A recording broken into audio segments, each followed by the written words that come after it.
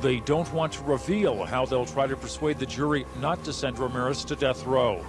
But the defense did say Ramirez himself will not take the stand to argue for his own life. He's accused of 43 crimes, including 13 murders and multiple counts of rape, robbery, sodomy, and oral copulation. And I suspect there'll be problems with memory when those people that appear. Legal proceedings against the devil-worshipping drifter began 4 years ago. Hail Satan. He was not surprised at all. Like I said, he expected this decision to come down. He felt from weeks back that he could not get a fair trial.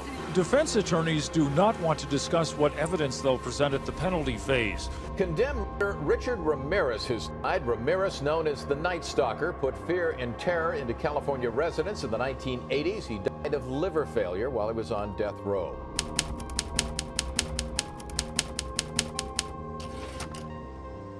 Muy buenas noches a todos. Bienvenidos a un nuevo capítulo de Criminalmente. Hoy tenemos un invitado muy especial, súper especial, ahora les voy a explicar por qué. Y este invitado nos va a ayudar a adentrarnos en la mente criminal de un personaje famosísimo.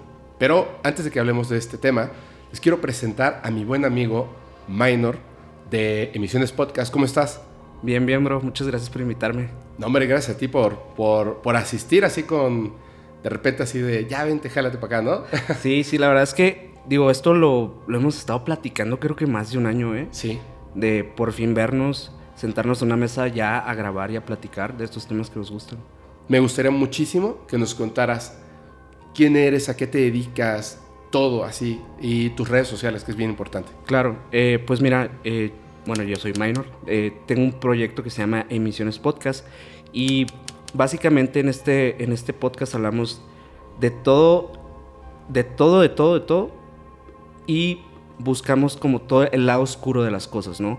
Ajá. Regularmente pues la gente nos asocia con el contenido paranormal y sí lo tenemos, pero también buscamos como ese misterio detrás del todo. O sea, literalmente desde la cultura pop, de cosas tan cotidianas como las caricaturas, como la televisión, como la radio... Y hablamos a trasfondo a modo casi que de iceberg. Ajá. Vamos desglosando y encontrando esos pequeños detalles que de alguna manera ya teníamos como una idea, pero mucha gente no la sabe. Y es interesante esas pláticas. Pues ¿cuáles son sus redes? Este proyecto lo pueden encontrar en Spotify, en YouTube. En YouTube nos interesa mucho que estén por allá. Claro. Estamos en todas las redes como Emisiones Podcast. Y a mí me pueden seguir como Minor Cordón en Instagram, que realmente es la red que yo uso personalmente, ¿no? Ok. De todos modos, pues ya lo saben, como igual que en el podcast paranormal, todas las redes sociales van a estar aquí abajo en la descripción. Algunas se van a mostrar en pantalla. ¿Qué vamos a platicar, bro? Bueno, el día de hoy traemos el caso de uno de los asesinos seriales más terroríficos, malignos y creo yo que definitivamente más despiadados de la historia de Estados Unidos, que es Richard Ramírez. El acechador nocturno, ¿cierto? Así es. De hecho, esta historia, para llegar al punto del acechador nocturno, realmente hay un trasfondo muy, muy grande. Ajá. Una historia con todos los patrones y todas las cosas que conocemos tradicionalmente como lo que son estos... Bueno, no sé si viste la serie Mindhunter. Sí, pero yo nunca llegué a esa parte. Ok, Mindhunter te plantean cómo en los años 70 empieza el concepto del asesino serial, los patrones reales, cómo fueron identificando pues el FBI a estas personas. Ajá. Originalmente se pensaba que no existían, o sea, era algo totalmente fuera de los protocolos legales que se basaran en como que hay patrones para asesinar e identificar a los asesinos por ello. Claro, como un perfil psicológico de cada uno de ellos, ¿no? Así es, no perfilaban antes. Ajá. De hecho, los perfiladores vienen después de todos estos personajes que uno de ellos es Richard Ramírez, que ya empiezan profesionales a dedicarse al tema de perfilar asesinos. Ajá. La historia de Richard empieza pues por allá de los años 60 y básicamente esta persona tuvo toda la vida, desde aquí les adelanto que tuvo toda una vida, tuvo todas las oportunidades de hacer lo que quisiera y no tuvo las consecuencias que debió tener. Okay. Así que al final vamos a terminar con un poquito de hasta coraje de lo que pasó. Ajá. Pero básicamente Ramírez nació en un ambiente bastante violento, disfuncional, un padre golpeador, una madre que descuida a su hijo, que está priorizando obviamente las actitudes del padre y las demandas del padre, golpea tanto a Richard como a su madre. Entonces por ello Richard empieza a ser despegado de su familia desde muy temprana edad. Estamos hablando de un niño de 6, 7 años que ya está despegado de sus padres. O sea, a los 6, 7 años ya ha sufrido tanta violencia doméstica que ya está despegado de ellos. Sí, sí. Pero encuentra una figura paterna que digamos que es la que rige todas las decisiones y la forma de ver el mundo de Richard. Ok. Esta persona de nombre, o apodo más bien, digámosle por apodo porque es la forma en la que lo conocían como Mike Ramírez. ¿Mike Ramírez? Mike Ramírez era el primo de Richard. Ajá. Un primo totalmente trastornado, un ex boina verde. Uf. Estuvo en la guerra de Vietnam. Esta persona se sabe hoy en día que asesinó, violó y torturó personas durante la guerra. Y por ello esta persona está orgullosa de haberlo hecho, con evidencias incluso fotográficas que tenía en sus manos. Empieza a meter a Richard en todo este ambiente y estas formas de ver la vida. O sea, él había tomado fotografías de sus crímenes. Exacto. Y de lo que cometió en Vietnam. Sí. Y viajó de regreso con esas fotografías como un trofeo. Así es. Y tenía la evidencia de los crímenes que cometió. Sí. Y para él era un trofeo. Exacto.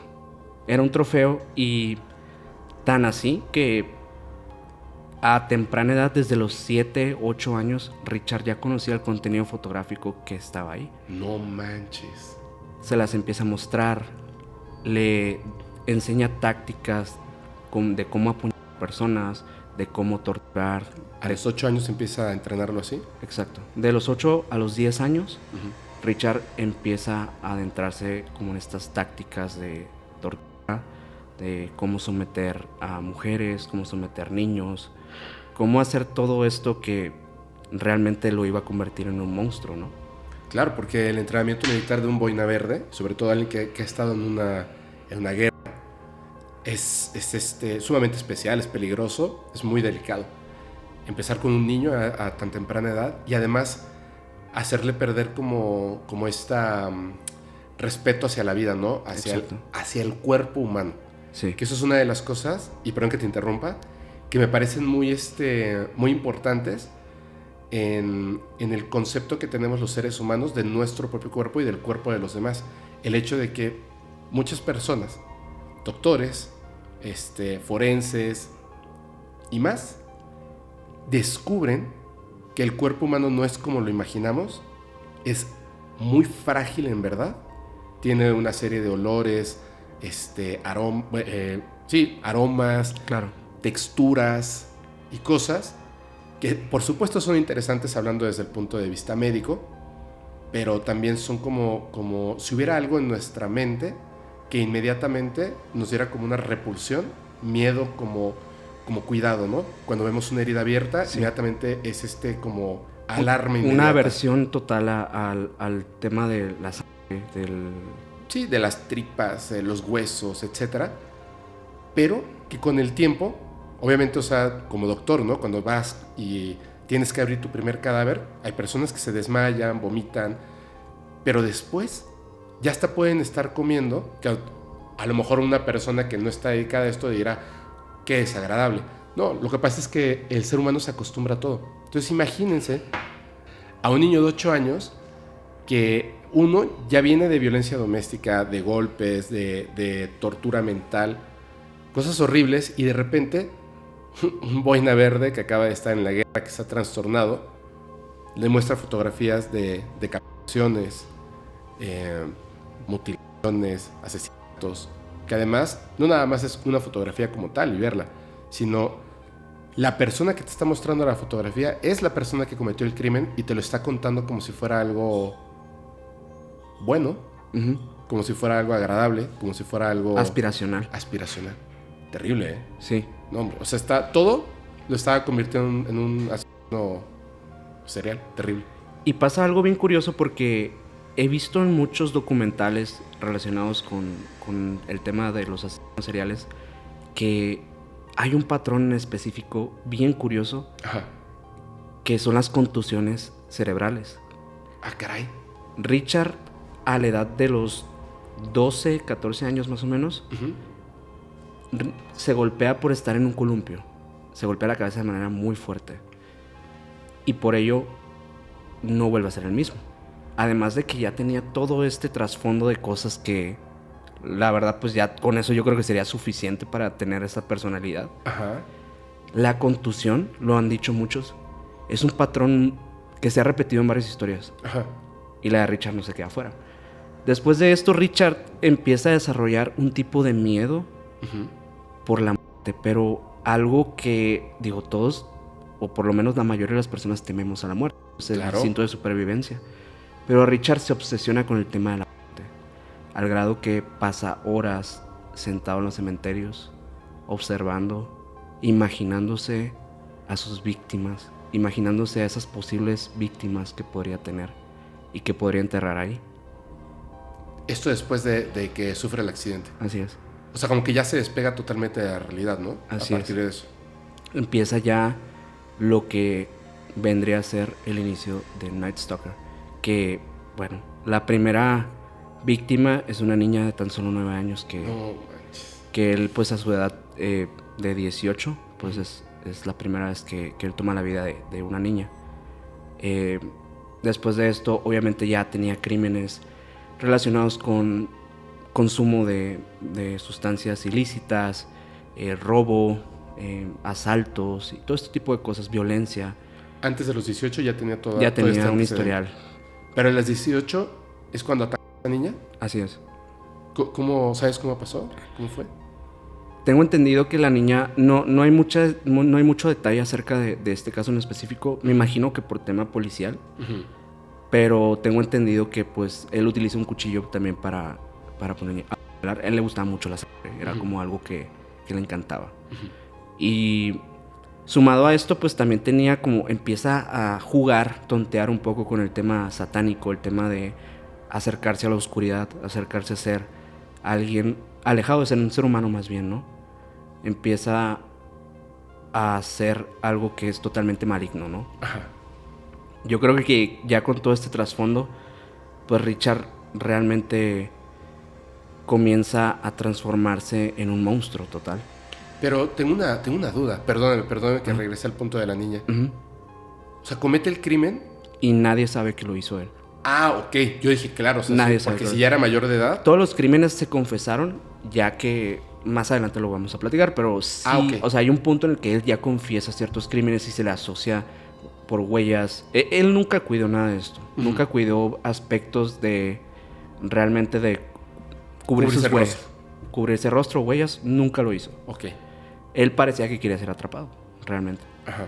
Pero ahorita vamos a eso si quieres, porque Sí. realmente hay un punto ahí muy importante que Richard decía, esto no lo mencionan mucho, pero Richard decía que él era parte de una secta satánica.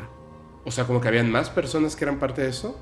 No exactamente de esto, no al tipo de los hijos de Sam, que eso también es otra historia por Sí, el estilo. Me encanta, sí. Pero más bien como que él estaba como parte de un culto. Exacto. Digo, él cometía estos crímenes, pero él era parte de un culto donde adoraban a Satanás. Supuestamente. Yo lo digo supuestamente porque la verdad, a un punto de vista muy personal, he visto entrevistas de él y todo, y yo la verdad le creo la mitad a Richard. Es un personaje literalmente diseñado para los medios. Ajá. Él creó a este personaje para que se hiciera famoso, ser un tipo de rockstar del crimen.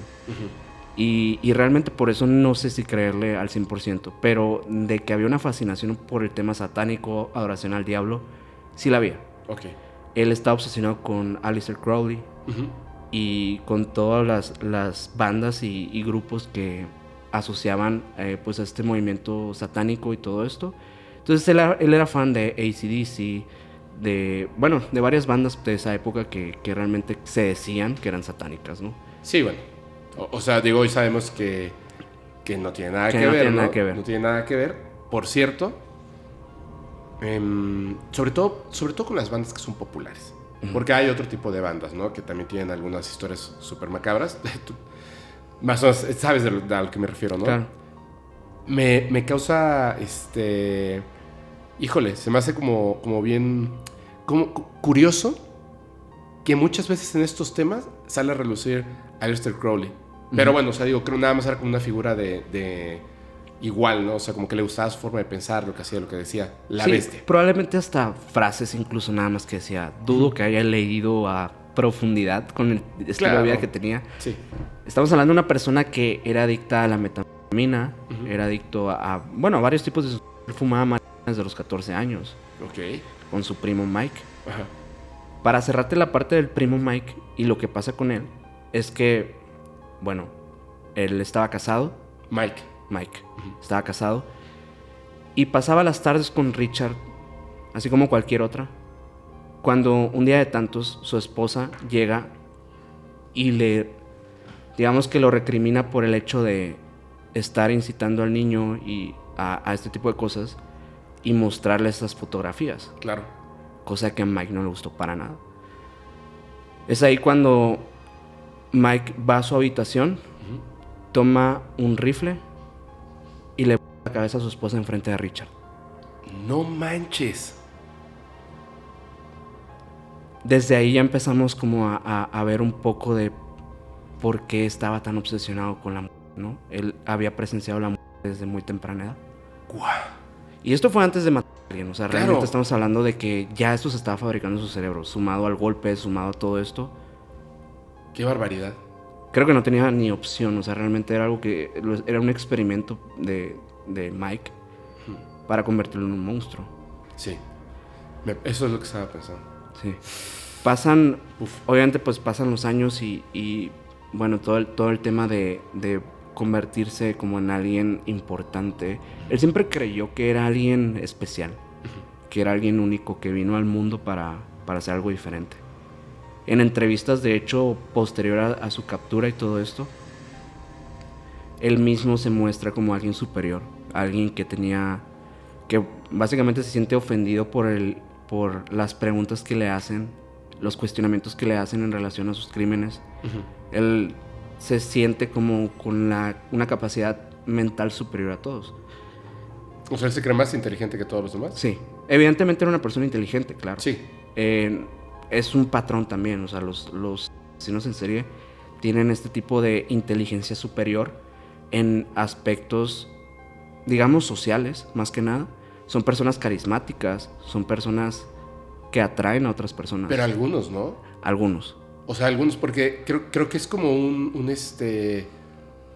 tema en el que Hollywood ha hecho como gran énfasis en que son súper inteligentes y así, pero en realidad creo que la mayoría, de hecho, son bastante tontos.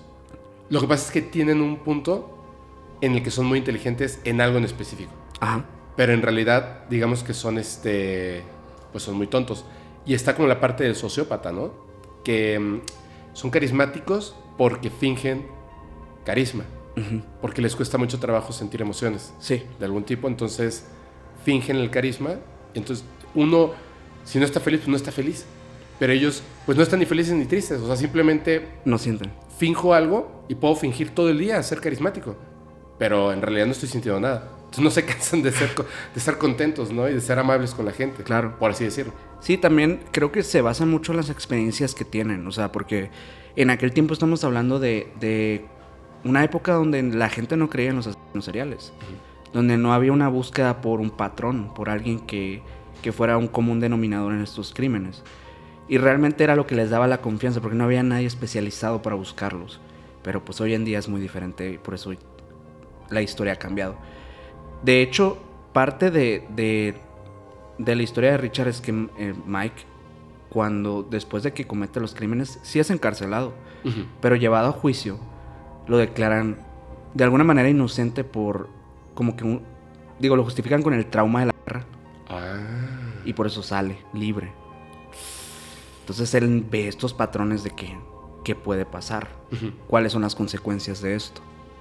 Ninguna.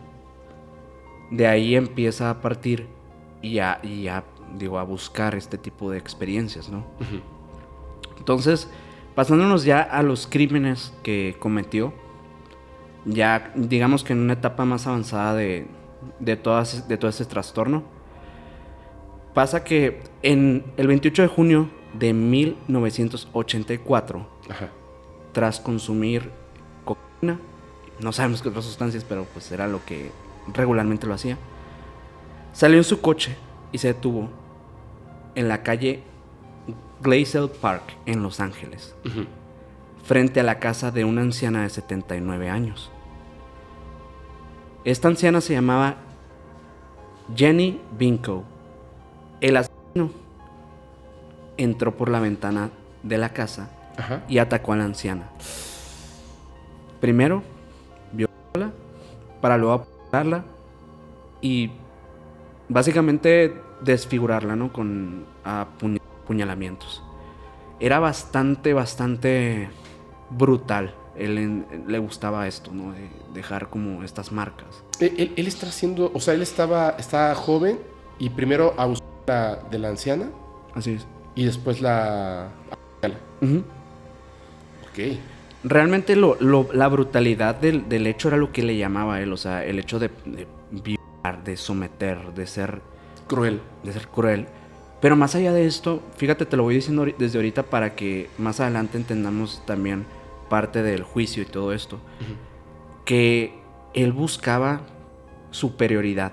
Él buscaba ser respetado. Él buscaba que el hecho del sometimiento para él era importante. A él le gustaba no tanto el hecho sexual. No era una persona fetichista. No buscaba eso. Él buscaba sentirse poderoso y sentirse de alguna manera hasta venerado, porque él pedía que incluso a ciertas víctimas que juraran en nombre de Satán, que no dijeran nada y que lo reconocieran por su nombre, que sabíamos que, bueno, originalmente la canción que inspira a Richard Ramírez es Nightcrawler, que es de AC/DC. Ajá. Él quería originalmente que lo llamaran Nightcrawler. De hecho, él empieza a decirle a las víctimas, diles que Nightcrawler estuvo aquí. Pero, o sea, pero no las estaba matando. Sí, o sea, cuando llegaba a dejar a alguien libre, porque ahorita vamos a eso, ahorita tengo ok. algunos casos que dejaba gente libre, les decía esto. Y él hasta afirmaba cosas diciendo, Nightcrawler estuvo aquí.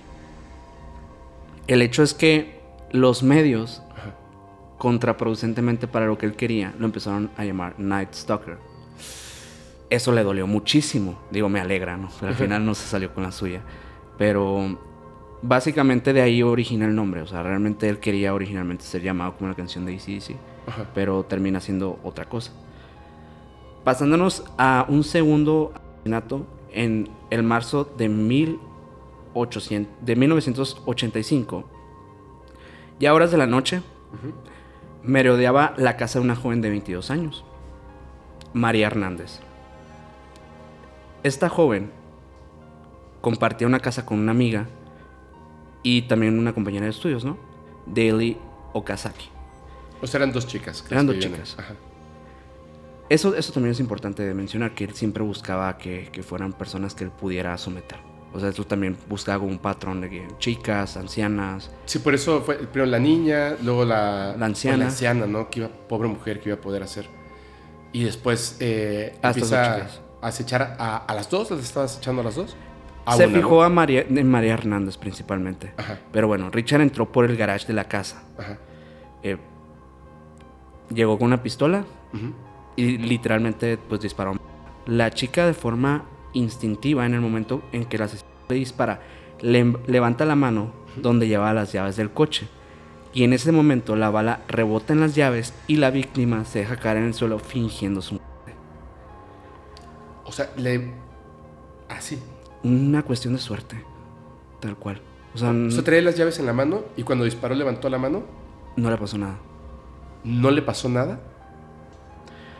Por lo que cuando Richard se descuida, la víctima logró escapar con vida. Obviamente fingiendo primero que estaba.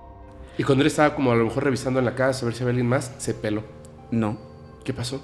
Okazaki, la compañera de María, Ajá. la escucha la detonación y también se esconde. Pero debido al nerviosismo, se asoma y el delincuente le propina un disparo. a ella sí asesinó. Entonces la chica que originalmente no era la víctima, pues sí terminó siendo víctima. Y bueno, con este crimen ya Richard habría despertado, digamos, al demonio que llevaba adentro, ¿no? Ya no estaba contento con lo que había ocurrido, se sentía frustrado porque pues él había tenido éxito en los pocos eventos que había tenido haciendo esto. Así que esa misma noche se encargaría de asesinar a una joven de nombre Tsai Lian-yu. A ver, espérame.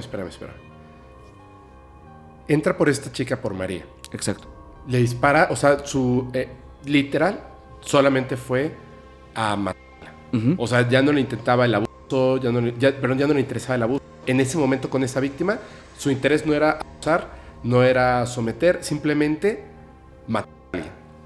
Llega, le dispara, ella levanta la mano, da contra las llaves, finge estar muerta, y entonces, pues la otra chica se esconde y la encuentra, uh-huh, y la exacto. Y se va. Se va. O sea, por eso entonces la María, María, ajá. solamente finge estar. Exacto. Y él se va. Y ella es la primera persona que denuncia a Richard. Es la primera persona que sabe de la existencia de esta persona, ¿no? Ajá. Pero te digo, no era una persona que cumplía patrones de asesinato tampoco tal cual como otros lo hicieron, ¿no? Sí, por lo que veo, porque de repente cambió, ¿no? O sea, sí, no es lo mismo que llegues y apuntes a alguien y le digas que vengo en nombre de Satanás y bla, bla, bla, bla, bla, a que de repente solamente entres a una casa y pum, dispares y te vayas. No, entonces, o sea, es totalmente otro patrón. Él era un animal, literalmente. Sí, o sea, era un monstruo. No tenía como un fin con esto, realmente. O sea, probablemente a nivel psicológico sí. A lo mejor él estaba cumpliendo como una necesidad que en ese momento sentía. O en otros casos torturar, en otros casos violar, en otros casos someter. Uh-huh. Pero no había algo en específico que él buscara. O sea, por eso yo pienso que va mucho de este reconocimiento, de este sentido de superioridad, el hecho de voy a hacer lo que yo quiera. Uh-huh. Entonces, pasando este asesinato, pasa uno de los eventos más terroríficos, creo yo, uh-huh, que pasaron en Los Ángeles en ese tiempo. Esto pasó el 17 de marzo de 1985. Fíjate las fechas. Estamos hablando, mira, te recapitulo las fechas anteriores. Ajá. El primero, 28 de junio de 1984. El segundo, 17 de marzo de 1985. Y este tercero, que el segundo estamos hablando de dos, ¿no? De dos sí, simultáneos. Y el tercero pasó el 17 de marzo de 1985. O sea, como que iban siendo cada vez más cercanos uno del otro, ¿no? Así es. O sea, como si su necesidad, que también dicen eso, ¿no? En esta clase de criminales, uh-huh, muchas veces comienzan no un patrón de tiempo, sino con un espacio de tiempo entre un crimen y el otro. Sí. Y después se va reduciendo.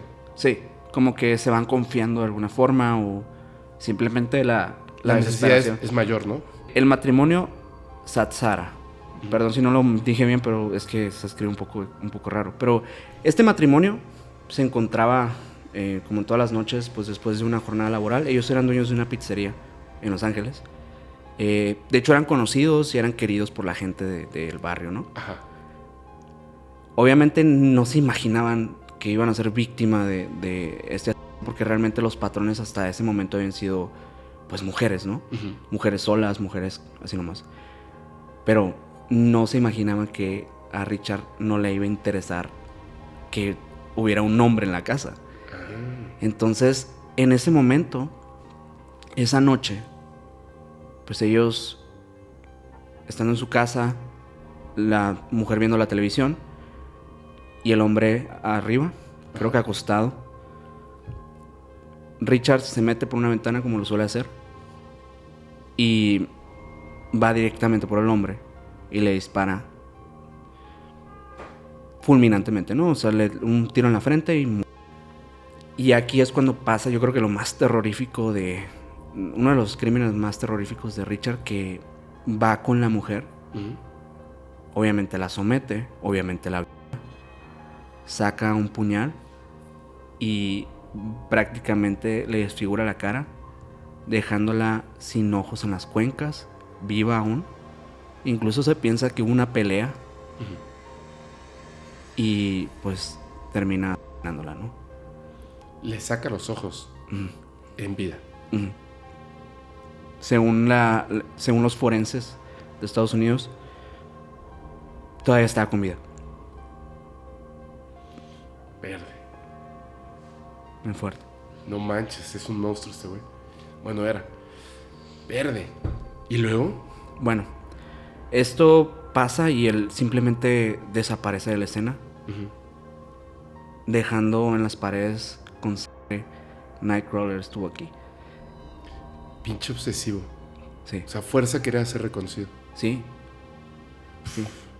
Y digo, no fue la única vez que quiso ser reconocido por lo que estaba haciendo. Entonces, pasa ya el siguiente, que de hecho, curioso, como que empieza ahora que un patrón por buscar también parejas, porque incluso va con William y Lily Doy, que bueno, este matrimonio también en el año del 85 sucede, que respectivamente sí estaba como en esta temporada estaba prácticamente cometiendo homicidios, no diario, pero sí semana a semana, casi. Pasa que igual se mete, en este caso por el garage, le dispara directamente al esposo y va y agradece realmente a la mujer, la deja tirada, sangrando, y le marca en su estómago un pentagrama con sangre. Entonces eso también conforma parte de la marca del Nightcrawler, ¿no? Del Night Stalker. ¿Pero ella la deja viva? No, ella también. Y, o sea, antes, obviamente, mientras ella está viva, le hace un pentagrama en el estómago. Sí. Esto ya, yo creo que estos dos, de hecho, podrían ser como un pequeño patrón que él pudo haber estado tomando, pero realmente no hubo en sí algo que definiera que así fuera todo. O sea, fueron estos únicos dos que yo creo que se parecen. Ajá. Pero hubo el caso de una chica que sí, digo, ella era una madre de familia joven y vivía con su hijo nada más. Entonces, esa noche, el abusador nocturno entra por su casa, toma al niño, lo amarra, es un niño de aproximadamente 9 años, lo amarra y a la madre la somete en una cama frente al niño y la empieza a violar durante 2 largas horas. Después de ello, amarra a los dos y los deja vivos y les dice: di que el acosador nocturno estuvo aquí. Pero deja a los dos vivos. Ah. Es como, más bien era como, creo que su interés, o sea, donde está el patrón, era en ser reconocido, ¿no? Como dices. Claro. De hecho, como que buscó ciertas características que lo hicieran interesante, digamos, para los medios. Y también, que eso te iba a preguntar hace rato, o sea, ¿cómo es posible? Pero creo que me respondí yo mismo. ¿Cómo es posible, en la mente, que pudiera entrar, llegar hasta la habitación de una persona, dispararle en la cabeza y después bajar, someter a la mujer, hablar de ella y matarla, y no llegaba la policía? Los gritos, ¿dónde está? Claro, un balazo es algo poderosísimo. El sonido, ¿no? Y además, ¿cómo? O sea, no entiendo eso de cómo no llegaba la policía. 1. 2, lo que se me hace bien raro es pero que ya que siento que me respondí en la mente, ¿cómo podía entrar y llegar hasta la habitación de una persona que decías en un principio? No había en ese momento todo el conocimiento que ahora se tiene sobre los seriales, sobre la manera de actuar. No existían estos crímenes ocurriendo a cada rato, en todo momento. Y entonces, por supuesto, la gente no vivía con ese terror de estar encerrado, seguridad, alarma, cámaras de vigilancia, cerraste la puerta, no dejes la ventana abierta, sino simplemente me imagino, esto ocurre en Los Ángeles, ¿no? Claro. hace calor, la ventana abierta, incluso podrías llegar a la casa y seguramente, como en Mérida, donde yo vivo, Sí. seguramente la puerta de entrada de la casa siempre está abierta, o sea, es inseguro. Sí. Porque todo el mundo vive, digamos, en esa tranquilidad. Sí, y realmente estamos hablando de una de las ciudades más controversiales por el crimen, ¿no? O sea, creo que desde... Ahora. Sí, Ajá. pero desde esas épocas ya había bastante crimen. Digo, en las calles de Los Ángeles eran peligrosas. Pero creo que sí no había tanta conciencia porque definitivamente los medios eran los que controlaban lo que la gente conocía acerca de su contexto social. Ajá. Obviamente el terror de Los Ángeles sí era el Night Stalker. Realmente sí había un miedo de la gente, sí había un terror por ello.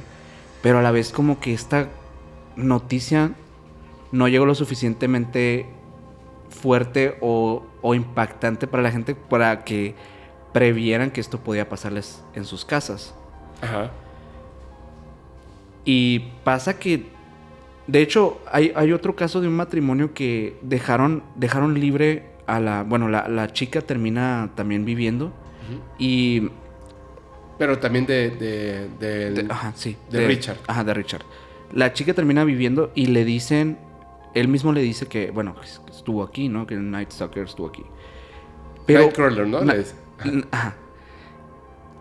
Pero al final... Él deja ver su rostro. O sea, realmente casi siempre acechaba en la oscuridad. Y era como que aprovechaba los lugares oscuros, recónditos, las luces apagadas. Como que él se fijaba mucho en eso. Ujú. Pero ese día no. Ese día lo logró ver muy clara la mujer, el esposo. Pero ella la deja viva y le dice que le dijera a todo el mundo que él estuvo aquí. Y cuando se va, incluso hasta puede describir su dentadura. Y puede describir el olor de sus dientes Que le apestaba la boca horrible. a muerte. O sea, Ajá. como literalmente alguien que jamás se ha lavado los dientes en su vida. Qué pinche asco. Sí. Entonces, parte de esto era como que yo creo que también lo deshumanizaba, lo volvía como un ser así, diabólico, ¿no? Digo, sabemos de estas historias de encuentros con demonios, Ajá. muy similares a encontrarte con él. Sí. Entonces, obviamente ya por todos estos eventos, de no cuidar sus huellas digitales, hay muchos casos que no se sabe hoy en día Ujú. que cometió. Realmente se piensa que pudo haber cometido ciertos crímenes que pasaron también en esa temporada de Los Ángeles. Pero al final no se supo nada en relación a ellos. Y solo se le asocian 14 homicidios. Entonces, cuando todo esto pasa y ya la gente, algunos testigos lo logran ver, ya existe un retrato mítico que de hecho fue el retrato que la policía utilizó para buscarlo en todas partes y meterlo en todos los medios de comunicación de Estados Unidos. De hecho, era una noticia a nivel nacional. Incluso llegó a medios de otros países en ese tiempo. No manches. Que era muy raro que pasara eso. O sea, la Sí. verdad es que estamos hablando de una época donde la globalización no era real. Pues era... Los medios, digamos que se quedaban en el país nada más. Pero en este caso fue tan fuerte y marcó tanto la historia de Los Ángeles Ujú. que trascendió la frontera, ¿no? Yo creo que también fue un esfuerzo de tanto del gobierno con la policía haciendo uso de los medios. Claro. Dijeron, o sea, nadie se está protegiendo, está cometiendo crímenes espantosos, atroces, o sea, es una cosa monstruosa. Y además tenemos la descripción del sujeto. Sí. Entonces, quizá no es suficiente lo que nosotros estamos haciendo como policía y los medios están súper interesados. Dales todo. Sí. Dales todo para que ellos, de alguna forma u otra, ayuden, ¿no? A capturar a esta persona. Sí, porque realmente estos casos, digo, salieron a la luz mucho antes de que se supiera quién es. Ujú. Estos casos ya se sabía que estaban personas siendo víctimas de él durante esta temporada. Por eso la gente estaba tan asustada, porque cada cierto tiempo salía una noticia de otra víctima del Night Stalker. Entonces, cuando sale este retrato, a Richard le da miedo, evidentemente, y se va de Los Ángeles. O sea, sí se parecía a él. Sí, mucho, O sea, mucho. sí estuvo muy bien detallado ese. Muy, muy bien detallado. Se parece muchísimo. Obviamente a ese Richard De aquella época. De aquella época, ¿no? Ajá. No al que conocemos hoy en día de los medios, que ahorita vamos a hablar de eso también, que está muy interesante cómo cambió ese aspecto. Ajá. Hasta el cabello y todo, ¿no? Todo. Él se va de Los Ángeles es como a un pueblo cercano de ahí. Y curiosamente, pues se va como a un lugar donde es como un barrio mexicano. Que sus padres eran mexicanos, Su ¿no? padre era de Ciudad Juárez, de hecho ex policía también de Ciudad Juárez. Bueno, está fuerte, está cañón, ¿ok? Sí. Pero Pero es un lugar muy difícil. sí, realmente él no tenía relación con el hecho de ser latino. O sea, no creas que sus raíces o sea, él se sintiera identificado con ser latino. No creo, pero digo, supongo que sí sabía algunas historias de... Lo hemos visto en un montón de películas, ¿no? Quienes tienen esta conexión con México y están en Estados Unidos, cuando en algún momento tienen que huir, saben que pueden llegar a México. O sea, se pueden mimetizar fácilmente. Fíjate que él no estaba tan claro el hecho de que él se quisiera escapar a otro país. Solo esconderse un momento. Solo ¿no? esconderse un momento. Y él pensaba como en su mente retorcida que en algún punto a la gente se le iba a olvidar y él iba a poder volver a cometer homicidios. Es ahí donde... Te digo que no siempre son muy inteligentes. Sí, es que es en ese punto en el que dices, es que si hubieras hecho ciertas cosas, pudo haber sido una persona que jamás hubieran encontrado. Uh-huh. Pero, pues no. Aparentemente él quería ser encontrado. No sé por qué. Realmente es como que le entra el miedo en ese momento de ser atrapado. Uh-huh. O tal vez quería tener más historia por fuera.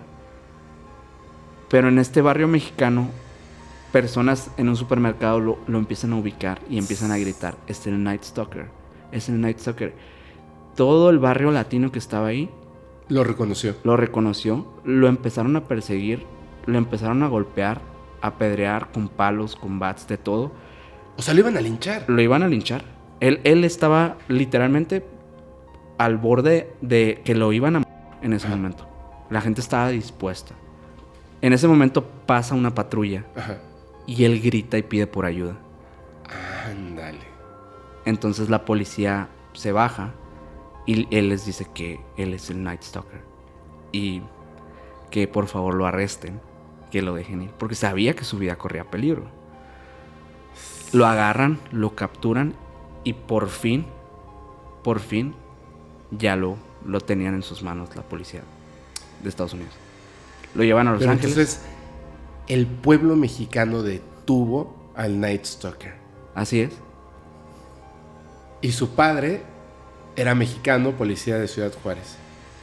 Qué ironía de la vida, ¿no? Sí. Qué ironía de la vida. Yo creo que se sentía seguro en este entorno. Probablemente por eso se fue a ese lugar. Probablemente pensó que nadie iba a decir nada. Ajá, o que solamente en Los Ángeles lo estaban buscando y no fuera de Los Ángeles. Sí. O sea, como que su rostro no se iba a reconocer fuera de... Pero, de verdad es que esa como... A veces, de verdad, creo que si existe Dios, o como le quieran decir, es un excelente guionista y que maneja la ironía de una manera increíble. Porque, ojo con esto, el inicio, como tú dijiste, es como si el primo estuviera construyendo y diseñando un monstruo. Claro. Pero ese monstruo comienza cuando su padre, mexicano, ex policía de Ciudad Juárez, que es, por así decirlo, el brazo de la ley en México, es uno de tantos brazos de la ley siendo policía en Ciudad Juárez y mexicano, golpea, maltrata psicológicamente y físicamente, o sea, está abusando con violencia de un niño. Y comienza digamos, entrenamiento, sí. Comienza esta evolución del monstruo. Y es el pueblo mexicano que lo detiene. ¿Me entiendes? Claro. Otro brazo de la ley detiene al monstruo que comienza por un brazo de la ley. Sí. Es una ironía muy grande. Es una ironía. Y es muy curioso porque en muy pocas biografías o documentales se ha hablado de esto. Uh-huh. Del hecho que, pues sí, fue en un barrio mexicano que pasó. Y que realmente sí es cierto que puede ser una ironía de la vida que él se haya sentido en un entorno seguro por ello, por sentirse en un lugar similar a donde él nació probablemente, donde él vivió su infancia, donde Mike tal vez lo alentaba y lo llevaba y lo paseaba por lugares muy similares a donde se ubicaba en ese momento. Pero a la vez también era un lugar peligroso para él, porque eran personas que no tenían miedo a linchar a un criminal. Sí, bueno, es que la verdad es que en Latinoamérica hemos vivido cosas tan fuertes que de repente el pueblo llega a tomar la ley en sus manos, ¿no? No digo que esté bien, por supuesto, no digo que esté bien, pero quiero pensar un poco en la balanza de las cosas que hizo. Por ejemplo, lo que comentabas que me dejó en shock de esta mujer, de haberle sacado los ojos mientras primero a ella la golpea, la tortura, le desfigura la cara y le saca los ojos mientras está viva, y él sintiéndose tan fuerte, tan poderoso, tan grande, tan único, tan especial, como si el mismo Satanás lo estuviera protegiendo, y de repente darse cuenta un poquito de lo que es el dolor en carne propia, ¿no? La sangre, los huesos rompiéndose, la piel desgarrándose, al grado de como ese pequeño niño sufriendo, llorando, pidiendo ayuda de un policía. Sí, el miedo Yo pienso que Richard definitivamente era un cobarde, o sea... Es un cobarde, bueno, era un cobarde y seguirá siendo un cobarde por siempre. Sí. Pasa que después de esto, obviamente lo llevan a juicio. Y empieza aquí una tremenda ola mediática, un circo mediático en Estados Unidos, que probablemente se convierte en el evento a nivel jurídico más grande durante esos 3 años que duró ese juicio. Literalmente todos los medios y las cadenas más grandes de televisión cubrían los juicios y todo el seguimiento del caso de Richard Ramírez. Y bueno, le proveen a un abogado incluso pues del mismo gobierno, que Estados Unidos tiene reglamentariamente que proveerte un abogado cuando tú cometes un crimen. Que obviamente hubo desprecio de la gente que contra el abogado por llevar el juicio de Richard. Pero pues obviamente es trabajo de estas personas tener que llevarlo, ¿no? Sí. Pasaron varias cosas durante el juicio que incluso los mismos miembros del jurado tenían miedo por sus vidas, porque uno de ellos... Sí, Sí. Uno de ellos que se piensa... Ay, perdón que te... No, por favor. Es que eso es una de las cosas que me acuerdo así bien fuerte, y no sé cuál sea la teoría o cuál sea la explicación, a ver qué nos dices tú. Solamente sé esto: un miembro del jurado lo asesinan, esa es la cuestión, no se muere, lo asesinan, y por ahí se piensa que de alguna manera Richard había contratado un sicario para que empezara a y darle miedo a las personas del jurado para que no pues obviamente no fueran a condenarlo, ¿no? Pero hubo como que hubo mucho trabajo de la fiscalía, porque de hecho encontraron que había personas que ya estaban en el jurado y que tuvieron que retirar y que tuvieron que volver, digamos que a buscar a otras personas, a entrevistar a otras personas, porque sentían como un aprecio hacia Richard, ya era como mediático. Ajá. Pero ¿qué pasa con esta persona a la que desviven? Realmente... Perdón, la costumbre del otro, del podcast. No, está bien, no te preocupes. Fíjate que no hubo realmente una consecuencia a nivel legal contra Richard Ramírez por ese evento. No se le asoció directamente a nivel legal. Sin embargo, siempre se dijo eso. Siempre se dijo que él pues, se hizo de amistades muy poderosas dentro de la cárcel, que lo ayudaron a llegar a aliarse con gente de fuera. Entonces, realmente no es un hecho, no se sabe a ciencia cierta si fue él o si fue coincidencia porque llevara otro caso de esta persona. Pero lo que es un hecho es que causó mucho miedo en todos. Y de hecho varios de ellos desistieron de estar asistiendo a los mismos juicios que se llevan a cabo, ¿no? cambiaron ciertos miembros. Fue bastante complejo el hecho, el papeleo y todo de todos los cambios que hubo en este juicio. Y algo muy, muy, muy importante que hay que aclarar y que hace que esta persona sea tan despreciable es que por ese tiempo él, a través de su abogado, exige que, bueno, que se le atienda, porque él está en la cárcel, ¿no? Que se le atienda a nivel salubre, digo, le reparan la dentadura, le hacen un corte de cabello, básicamente crean la imagen y representación de lo que él quería que fuera el Night Stalker para los medios. Y ya es cuando pueden ver a esta persona cínica, a esta persona que sigue tonteando con el satanismo, que sigue siendo prácticamente, como te decía ahorita, el rockstar del crimen, ¿no? Uh-huh. Él queriendo ser como estas bandas que él admiraba, pero a través de lo que él conocía y él sabía hacer, que era... Entonces, cuando pasa este cambio de imagen, realmente genera un impacto a nivel mediático muy, muy fuerte. O sea, estamos hablando de que ya no solo los medios lo ponían como un personaje característico, atractivo, un personaje que todo el mundo quería saber más y conocer a través de la prensa, sino que empieza a generar un club de fans de mujeres. Mujeres que querían casarse con él, que hacían filas para verlo, conocerlo. ¿En la cárcel? Y en el juicio. En el juicio asistían mujeres para ir a verlo nada más. Club de fans de Richard Ramírez. ¿Qué onda con la sociedad, güey? No, está muy cabrón. ¿Pero qué? O sea... Mira. Estas son las cosas donde de repente no quiero sonar puritano o algo así. Me causa curiosidad.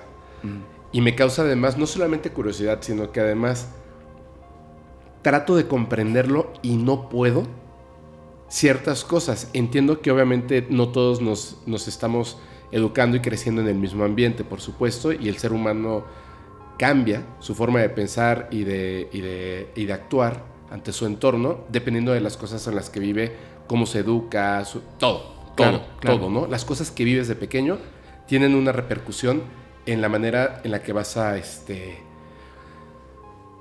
sentir el mundo, ¿no? Y actuar acorde. Entonces, yo no sé, o sea, podría haber una mujer que se vuelva así serial, hermosísima, súper atractiva, con un cabello impresionante, se cuida los dientes en prisión, está a su juicio, y yo verla y pensar físicamente, me parece que es una mujer súper atractiva, impresionante.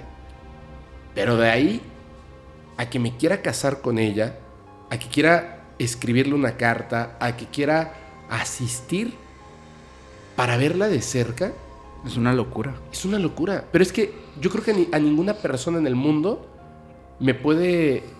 o sea, digo, que no conozca personalmente, por supuesto. O sea, que sea un personaje de los medios de televisión, internet o lo que sea. Quien sea, una cantante famosa. Claro. Sí, puedo decir, está guapísima. Pero de ahí a querer asistir para... No por otra cosa, sino por la persona... ¿Qué onda? O sea, me imagino lo siguiente. Siendo padre o madre de familia y que mi hija se vaya a formar para entrar a un juicio para poder ver de cerca a un asesino serial, a un monstruo del tamaño de Richard Ramírez. ¿Qué está pasando conmigo? ¿Qué está pasando con mi vida? ¿Qué está pasando con la educación que le di a mi hija, a mi hijo? ¿Qué onda, no? O sea, y yo personalmente, ¿qué pienso de mí? A eso. Es muy fuerte porque yo creo que ahí sí entró mucho el tema de cómo... ¿De medios? Sí, de cómo lo disfrazaron. O sea, realmente cómo es que dejó de ser el monstruo y se convirtió en algo nuevo, en algo... Un personaje. En un personaje mediático, literalmente. Ya no estábamos hablando del monstruo que cometió los homicidios tan despiadados. Estamos hablando ahora de esta fotografía famosa que ahora sale a la luz de toda la historia del Night Stalker y todo esto. Y ahora vemos por fin la cara del Night Stalker. Porque habíamos visto ese retrato, pero no era el retrato, era un dibujo. Y me imagino a los medios de comunicación hablando en debates, en los noticieros, en programas especiales, hablando acerca de esto, poniendo su fotografía, analizando los crímenes de una manera morbosa. Sí, somos bien, el ser humano es bien controlable, ¿no? Es bien manipulable. Ajá. Wow. Sí, la verdad creo que todo esto influyó.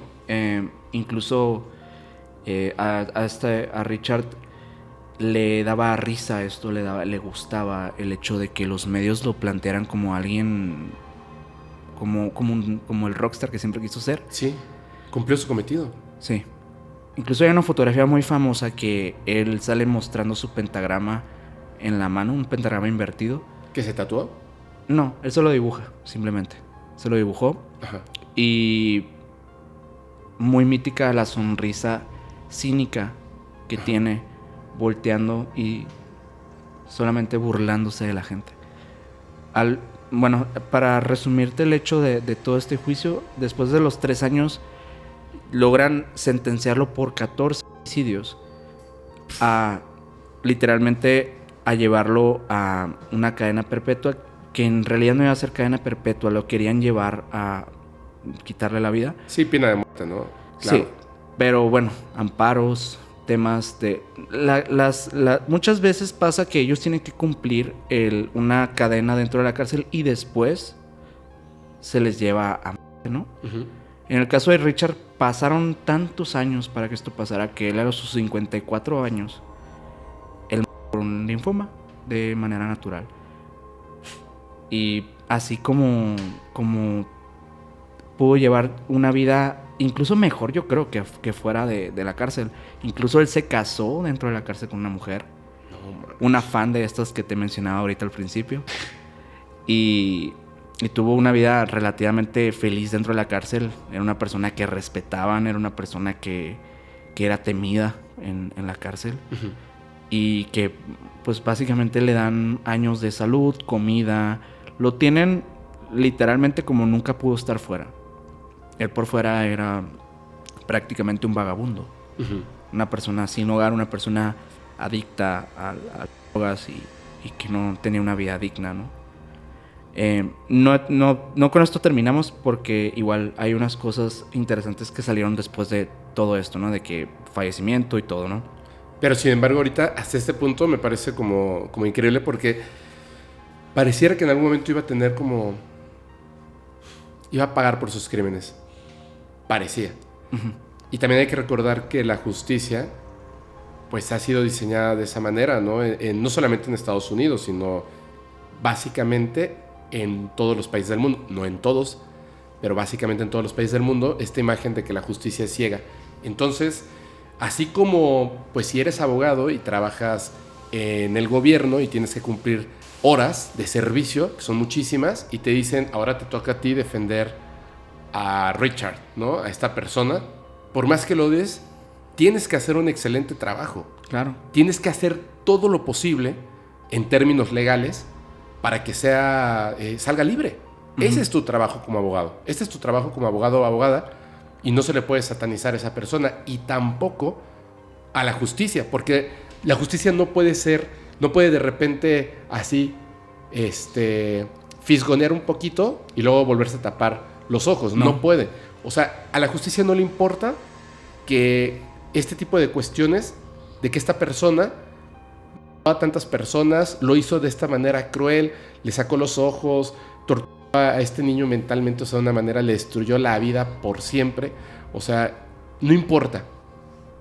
Simplemente lo tenemos que ver en términos legales. Exacto. Es así, y por alguna razón el abogado a lo mejor hizo un excelente trabajo de Richard Ramírez y no llegó a la pena de muerte. Aunque nos demos cuenta, evidentemente, como sociedad, que es un error. Ajá, claro. Claro, entonces, totalmente merecía eso. Sí. Al final, digo, es la pena máxima. Se merecía unas cosas terribles. Sí, la verdad que sí. La verdad, pero no nos toca a nosotros juzgar, ¿no? Por lo menos por el lado de la ley creo que era lo que merecía, ¿no? Sí, pero eso también nos dice algo, bien importante. Que las leyes como seres humanos tenemos que ir aprendiendo y por eso cada cierto tiempo hay modificaciones a leyes, constitución, etcétera. Tienes razón, o sea, por supuesto, porque las leyes no son infalibles. Se dice que las leyes están escritas en piedra, pero no es cierto. Sí. No es cierto. Entonces se tiene que ir modificando para evitar este tipo de situaciones. Obviamente nadie al momento en el que se había escrito la ley, pues podía imaginar un monstruo de este tamaño. No, nadie pudo imaginarlo. De hecho, incluso viendo los crímenes y las cosas que hicieron otros de sus épocas, que de hecho hubo antes que él, hubo 2 importantes, que realmente no había nadie que hubiera cometido este tipo de crímenes tan desalmados. O sea, realmente sin un patrón, sin un motivo tan específico como el hecho de saciar esa necesidad que tenía de hacerlo. Me parece que lo que quería era construir ese personaje, ¿no? El Nightcrawler, que, bueno, terminó siendo The Night Stalker, pero era construirlo porque incluso ya cuando está en prisión, por lo que dices, y vamos a poner esta fotografía famosa, como que él se dio cuenta de que había cumplido ese cometido. O sea, ahora puedo tener esta foto famosísima con un pentagrama, ¿no? Ahora puedo enaltecerme como este personaje así que te da miedo, pero que te atrae incluso sexualmente, al grado de poder casarme en prisión con una fan. Claro. Quizá ni siquiera era el punto, no le tenía miedo a matar, a torturar, a violar, pero me parece que no era lo que lo movía. No. Me parece que era más importante para él que tomaran bien la fotografía de su nombre escrito con sangre y así lo llamaran, Ajá. que todo lo demás. Por eso dejó ver su rostro, por eso era tan importante para él buscar la manera de causar mucho miedo. Pero era un cobarde. Sí, de hecho, me recuerda un poco a Dahmer en ese aspecto. Ajá. Que tenían esta fascinación por ser un personaje de una película de terror, básicamente. Básicamente. Es eso, es querer como que creer que su vida es como una película o algo por el estilo. Y ellos quieren ser el villano por alguna razón, porque a lo mejor ven que el villano tiene la atención que ellos nunca tuvieron. Así es, así es. Y además lo consiguió. Además lo consiguió. Y esto, bueno, es una lección horrorosa para la humanidad. O sea, que esta persona haya salido impune, prácticamente impune, de estos crímenes es horrible.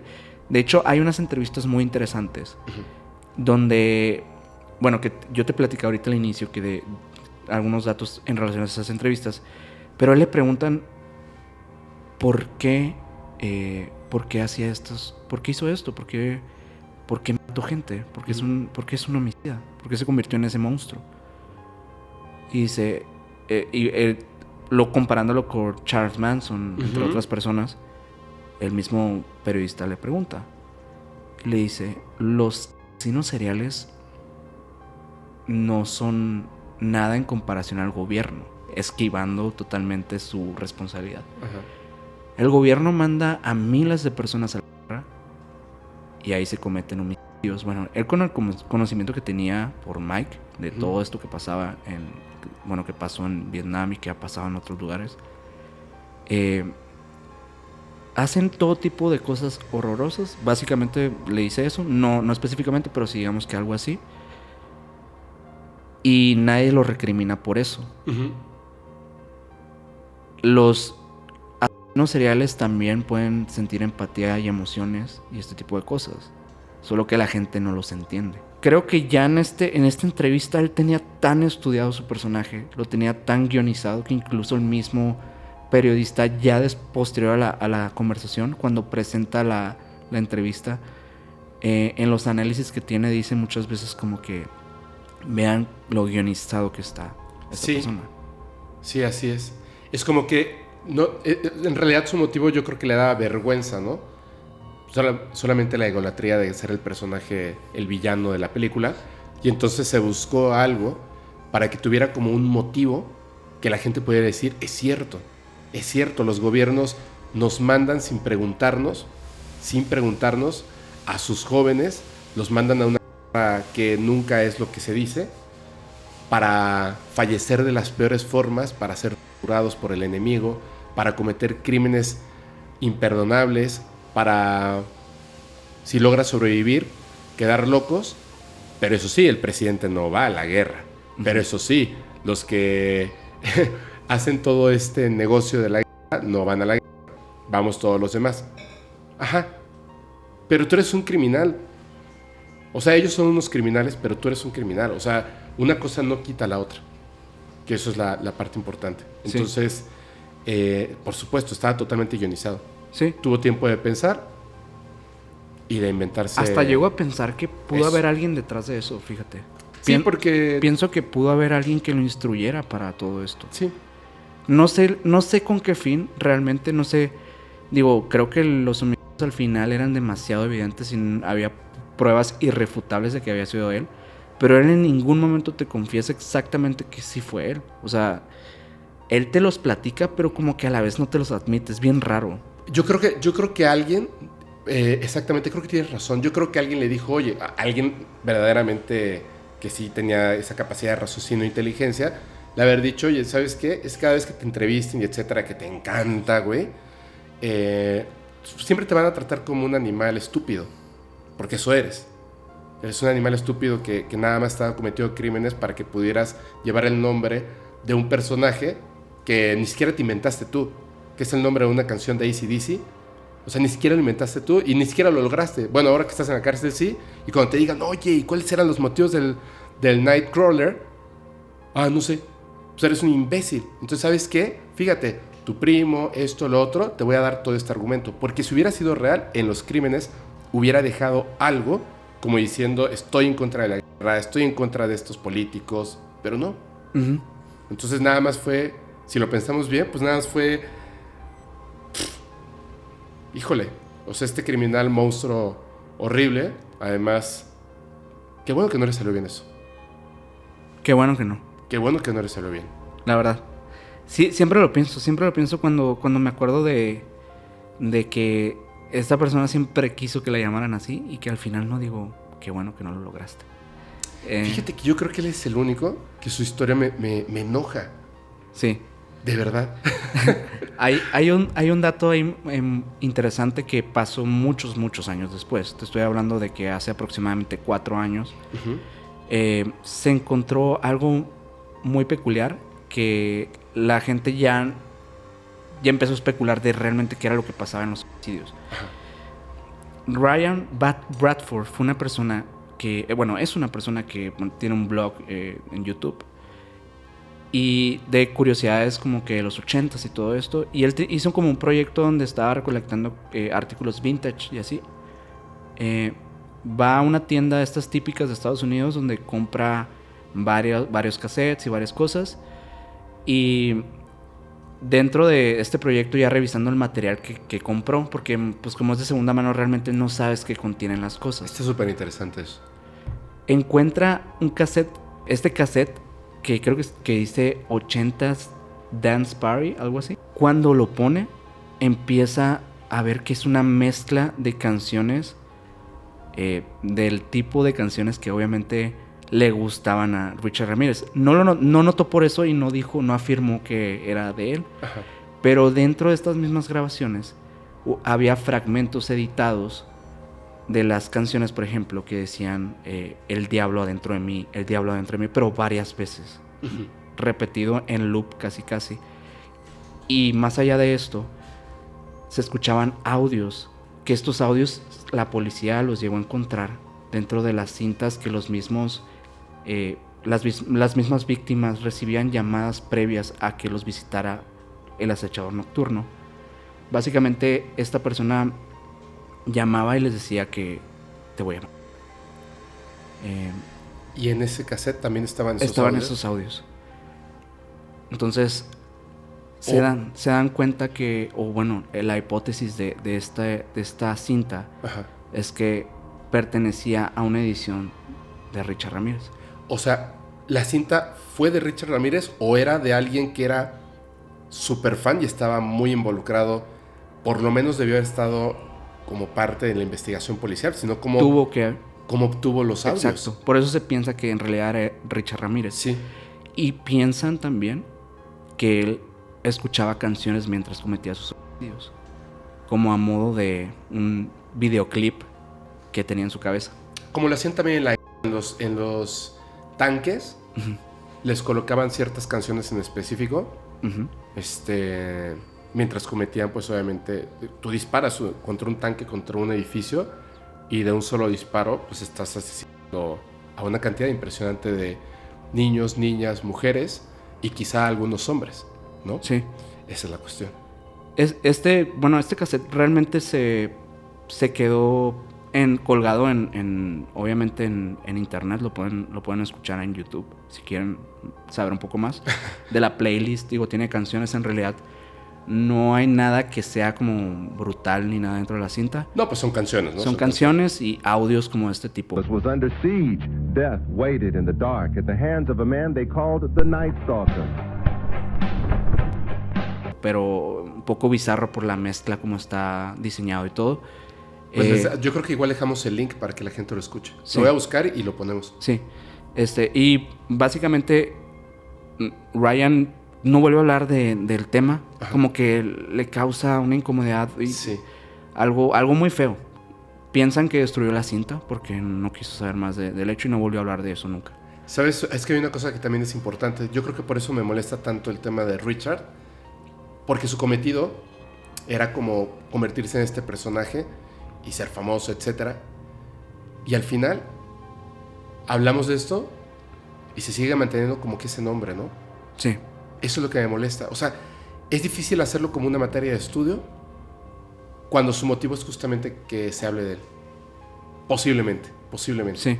De hecho, hoy en día tenemos en la cultura popular varias referencias a él, incluso personaje totalmente inspirado a él en series como American Horror Story, que hay una temporada entera donde él sale como un personaje principal.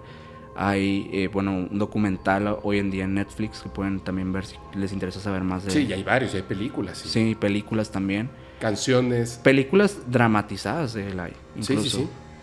Hay de todo. Sí, hay en todas las, música, poemas, libros, películas, series de televisión, diseños.